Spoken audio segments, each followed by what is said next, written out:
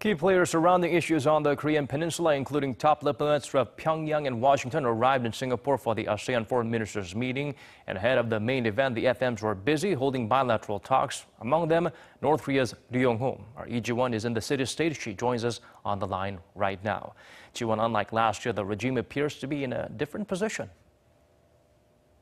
Daniel, North Korea's Foreign Minister Ri Yong-ho arrived in Singapore early this morning, and after some rest, he is known to have had meetings with China, Indonesia, Thailand, India, and Vietnam in the afternoon.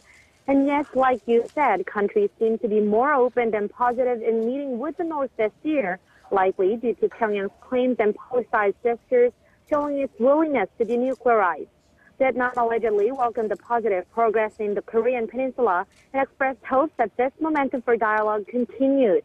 Now, while the specifics of what was discussed between Lee and its counterparts have not been revealed, Lee allegedly reaffirmed Pyongyang's commitment to denuclearize and emphasized hopes to develop relations with the countries to new levels in the future. And while South Korea expressed willingness to meet with the North, Seoul's officials say Pyongyang has not yet given a response. Now, Mike Pompeo also arrived there today. He is highly in demand, probably barely had time to unpack as soon as he landed. Yes, Secretary Pompeo, too, had a busy day with a series of bilateral talks with ASEAN foreign ministers on Friday. Pompeo also sat down with Chinese Foreign Minister Wang Yi, and we're guessing that they discussed the increasingly bitter trade war between Washington and Beijing, as well as North Korea's denuclearization.